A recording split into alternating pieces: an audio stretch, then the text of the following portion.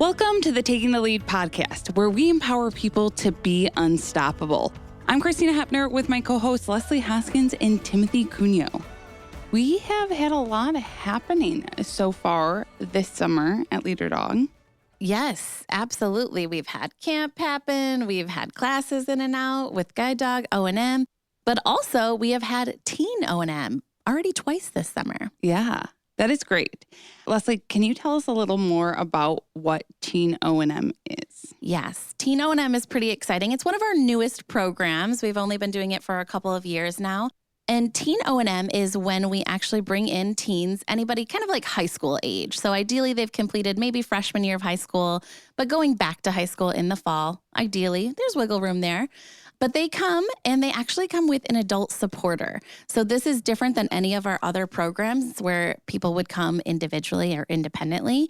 This program, the teen actually brings an adult supporter, so usually a parent or a close family member, and they stay at a local hotel. So they're not staying on campus, they're staying in a local hotel. And then the teen has one-on-one O&M throughout the week, so one-on-one cane skills, working with an O&M specialist.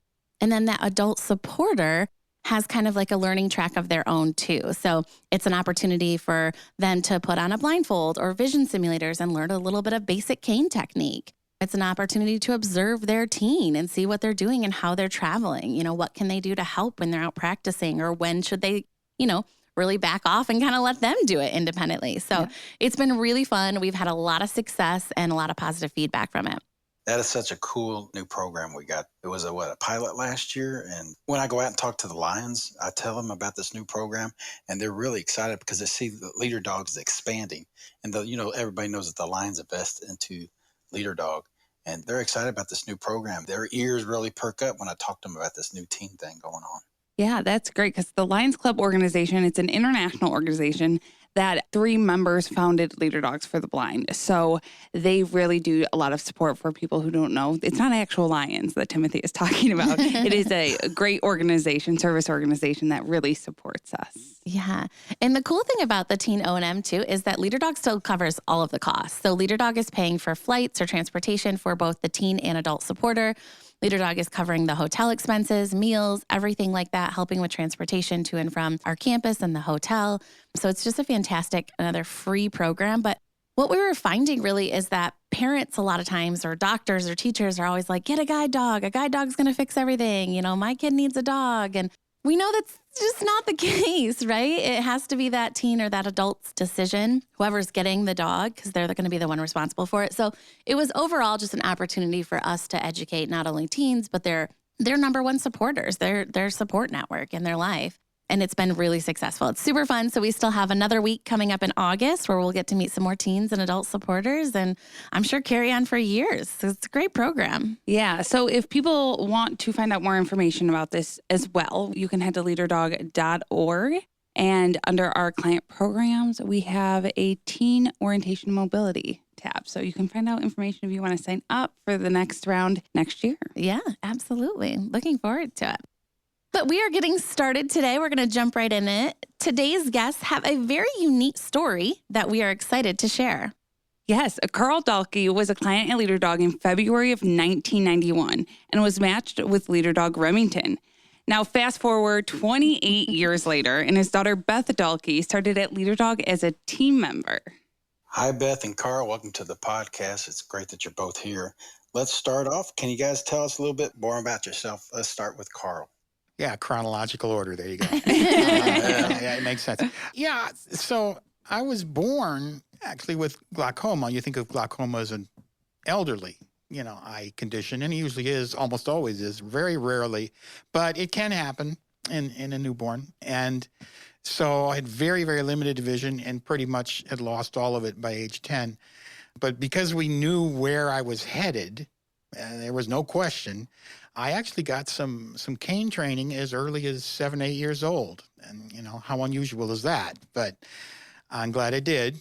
Mr. Drulard came to our elementary school, and, he was a good guy, Dick Drulard. And he would take me around. Now, I gotta say, I didn't like it, at the time. Yeah. I was like, do I have to brush my teeth? It's that kind of thing. But, but I needed it. I desperately needed it. And so I got a lot of training through primary school, secondary school, and then absolutely had to have it because I went out to Michigan State. And if you've ever seen their campus, Yeah. it is huge. I mean, my first class was a mile away. Yeah. Right at 8 o'clock in the morning, and I get up and get my cane going and learn that not the whole campus, but the parts that I had to learn, and I learned them, and was usually able to do it as long as there weren't horrible snowdrifts or other, unforeseen conditions. Bikes would run across, cars. I mean, there's the usual allotment, but a lot of cane work there. And then I went to Illinois. One of you was talking about Chicago. You went to Chicago? Yeah. So I went out to Illinois. I worked for Bell Labs, again, still with a cane. Okay. And that, wasn't enough. I felt like I needed another degree. So I went out to Wow. University of California, Berkeley, which is an absolute top school. Only good things to say about that. Another campus. All right, here we go again. That's not quite as big as Michigan State, but it's big enough. Yeah. Right? And so out with my cane again, and cars and bikes, and where is my next class, and where is my next class? And it all went well. And you'd think with all that cane training that I'd be set, but then I got a job in the middle of Chicago, Rush Medical Center, the hospital. You may know that. And I'm picturing these 6-lane highways and L's and buses and commuter trains and Union Station. And I said, I can't do that. Not without a dog. And, for as much experience and training as I had with a cane, I just didn't think it was safe. I didn't think I could do it without a dog. And that's when I contacted Leader Dog here in 1991 and got my Remington dog, and then we spun around and flew out to Chicago right away. And she was, part of my life for the next 6-8 years, whatever it was, that phase of my life.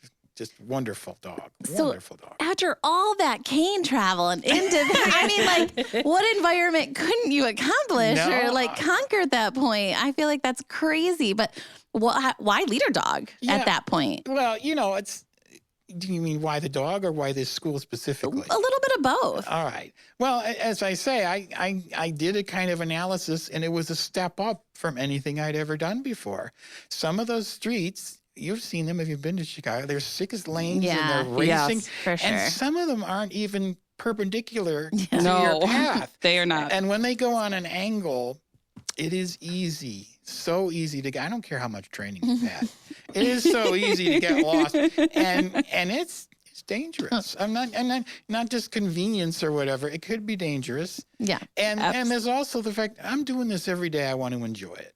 I want to relax. Yeah. I want it to be pleasant. And, Remington, now on the nice days, we'd even skip the bus part of the trip and walk it, which was an extra mile. But I didn't mind. It was so much fun. I would never have done that with a cane. You're killing me slowly I know. over here, Carl. Leslie almost choked on her water over here. Leslie is a comms. Yes.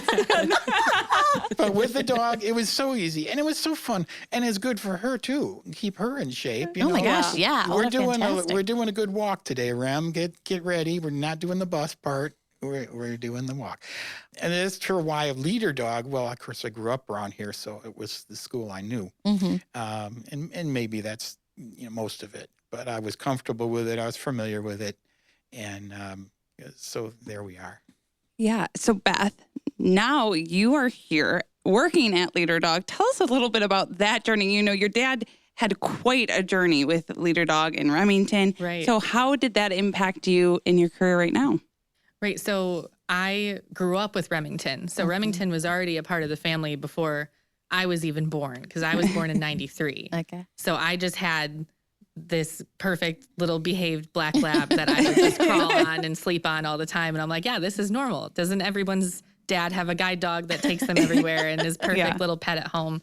And then after Chicago, we moved back to Troy, and I grew up in Troy. So we were right down the street all the time. So it was something I always knew about. I'm like, yeah, doesn't everybody know about Leader Dog? And I had to educate friends at school. And I'm like, do you not know about guide dogs? What do you mean? And then, I went off to school at CMU, and then I came back and did a little more school at OCC. And I was just a part-time bartender, not really sure what I eventually wanted to do because I knew I physically couldn't bartend forever or mentally. Yeah, that's fair. And I saw a part-time position just for dog care open up. And I was like, oh, I could do that on the side. I can do 2 little part-time jobs. So I got the job at Leader Dog, just working in the vet clinic 20 hours a week. And then just being back there, I was very happy. I was like, oh, I know Leader Dog. This feels like home. This is so nice. And then after meeting other departments, seeing the GDMIs, realizing that, oh, I do qualify for this job. I could apply for this job. Like I could do this. Yeah. And then I think it was 2021, I got the GDMI apprenticeship, and I said goodbye to bartending. And I was like, this is the dream job. This is what I want to do for the rest of my life. And now I'm nearing the end of my apprenticeship. I'm almost done. Which is so crazy. So, Karl, how did you feel finding out, right, that Beth was just going to be working at Leader Dog, but then to go that next step and to become a guide dog mobility instructor? What did that mean to you? It's awesome. Well, first, it's unique, which is why we're doing the podcast. Right? You've been doing this 80 years in business. I'm sure this has never happened before. But, setting that aside, you just have to be so proud that she's doing this. And how many people is she going to help across her career have an independent life or a better life, just the way Remy helped me? And what knowledge going into it for you, Beth, to have seen it, grown up with it, right? Like, what guide dogs are capable of. That's so inspiring to know the impact it had on your dad's life. I mean, traveling in that crazy Chicago environment and then back in Troy, but also just you as a family member getting to be a part of Remington's life. So now, on the other side of things, getting to issue dogs to people and knowing all of this, what's that been like? It's been wild because I grew up with one client, and now seeing the full array of clients and dogs and the different types of vision loss and what comes with that, because I've always had, a total at home where I've just been don't leave chairs in the middle of the hallway. Right. And so that's at least an easy thing to know is the human part of it, and coming in knowing Human Guide. That was I was like, I already know Human Guide. I know how to do this. But yeah, seeing all the clients and their stories and how they're all different, but at the end, they all have the same goal and the same, choice in their life that they're like, yeah, this is what I want to do. And it makes me so happy seeing clients go home. That's my favorite part, is class. Yeah. And seeing clients go home with their new dogs is the best part.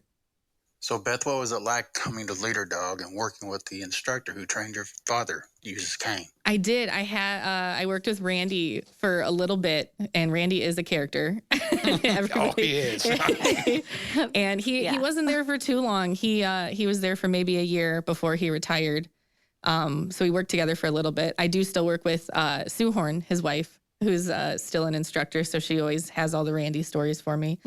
But I asked Randy when I first started in the program, I was like, do you happen to remember this client from 30 years ago, by chance? And I think I described my dad, and then I described Remington. And of course he's like, oh yeah, I remember that dog. And I was like, yeah. And at first I was like, come on. But now thinking about it, I will absolutely remember the dog more often than the client sometimes. And then you link it back together. But he very much remembered finding this dog. I'm like, yeah, you needed a dog to immediately turn around and go to Chicago, which nowadays as a GDMI is the biggest no-no. And I'm like, how did Randy find you a dog that can just completely transition again to a giant city? But Remington was the one special dog to do it, which is, gosh, if I find another Remington, I'd be so excited. Yeah. Because Remington was a special dog. Yeah. Yeah. That is awesome to hear. Karl, I don't know if Beth told you, but we found your file. I heard that. Your permanent file. In the basement, we found it. Yeah, it makes me a little nervous, but okay. It was crazy to see how different things were done. So Beth, kind of reading through it and then seeing how you guys train the dogs now and the process now. What was that like for you to kind of go back into our history? Right. Well, it really helped that my dad is a nerd and brought his entire computer with him to class in 1991, which was unheard of at the time. So he journaled every day of class. Oh my gosh. Which, of course, a couple clients do that nowadays, but technology, it's much easier to do. But of course, in the file, he emailed it to Leader Dog and said, hey, here's my entire journal of class. But seeing it then, it was a 4-week program then. We had 26 plus clients. Instructors were 1:6 ratio, which they still talk about now. And that hurts my brain to think about, like, you have to like speed through every client. You said you only got like maybe 15 minutes a day and then you just sat. Yeah. And you hung out and made sure to bring something with you. I brought something to read. Yeah. And so seeing that, and I do like how it's changed now to like a 1:3 or 1:4 ratio when your clients get a little more one-on-one and a little more training and a little more personal attention, which is so helpful, especially when they're working on specific things that they want to do at home. And then seeing how my dad had a roommate in the residence. Oh my because he gosh, was in the right? farmhouse. And him and his roommate swapped your roommate swapped your dog at one point. He took my Right. dog. He thought it was his. Yeah. Grabbed my dog. I said, excuse me. That's my dog. Yeah. So I think the instructors were like, that is Karl's dog. That is not your dog.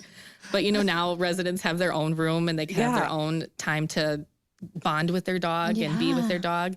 And I feel like that's hard with a roommate, that you have to like kind of just be in your corner while your roommate is with their dog bonding separately. Yeah. And the dogs together, I would feel like. Yeah, just because you definitely broke the rules and let them play. Yeah, I was going to say. and there's records of it? I know. I was going to say it sounds like a dog party, Yeah. All these dogs. It was That'd be hard to hard. stop them from playing. They're course. looking at each other the whole Yeah. time. Yeah. Of course they're going to play. And they probably were in the same string, so they knew each other. They know Right. each other, absolutely. Because even our dogs now, we have to tell them, we're like, yeah, they were sweet buddies. Like, they're going to look at each other and want to play. And, we have to try to stop that from happening. They just pick up a sock, and just go at it. That's my yeah. sock. Come on. That's my- Oh, God, that would be so challenging. Timothy, can you imagine coming and getting Glacier and having a roommate? And so, like, 2 dogs and another human Person who you that don't have to know get along Yeah. with. Yeah. for 3 weeks. I'm glad I was not there because I like I mean, having my that's wild. privacy.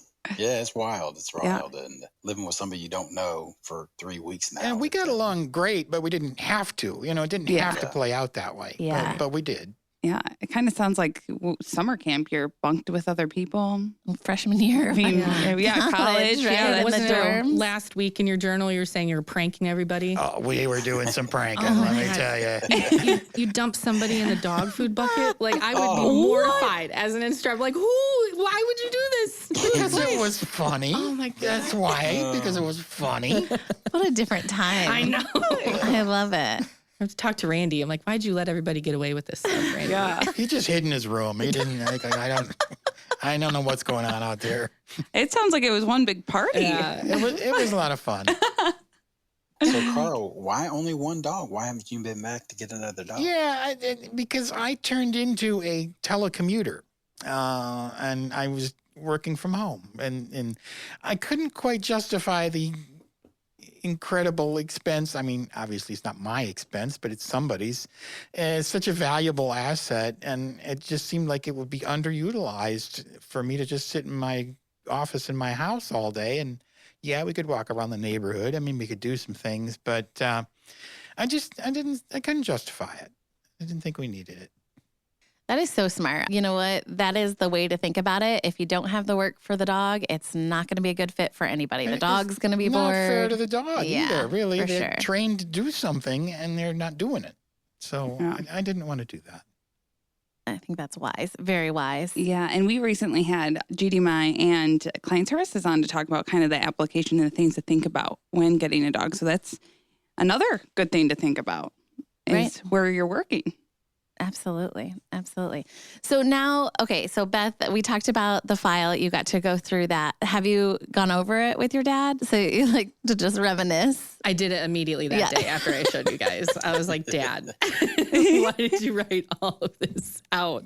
But he really did like every single day of That's so training, which cool. is fairly similar to what we still do. I know it was a lot more, they would do a lot more double routes back then because they had so many Right. clients They per had to. instructor. So they're like, yep, go, just send it. You're gone.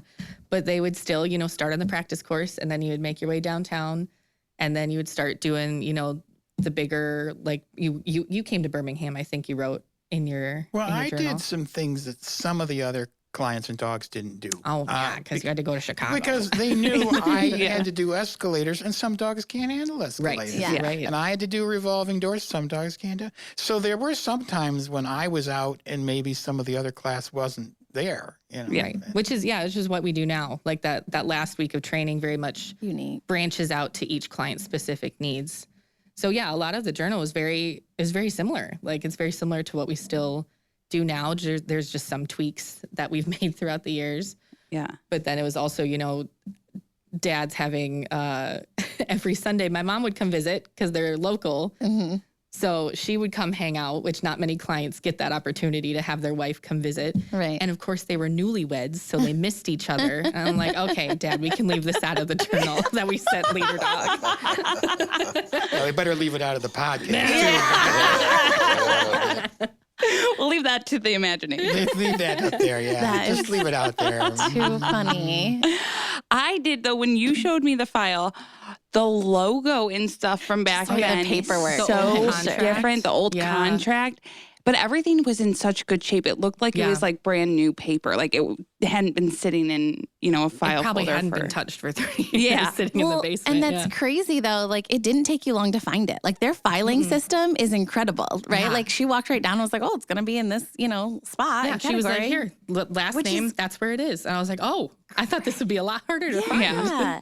I think that's crazy. I mean, I just think about my own organizational system, which is not much. So to be able to do that from a client from years Right. ago. And I was worried we weren't going to find anything, Yeah. but it still had his picture of Remington from the day they were issued and had the contract, and it still had emails printed out, like anything they had sent. And when he had to retire Remington, like that email was in there. Yeah. The email about me being a newborn in Naperville and me just taking food right out of her bowl and her just being unbothered by it. And he was so impressed that she was a very good dog and didn't care that an infant just took food out of her bowl. And we're like, oh, yep, that email's like everything was recorded in that file, which is very cool. That is so cool. I feel like it needs to be like in a Leader Dog museum type of thing.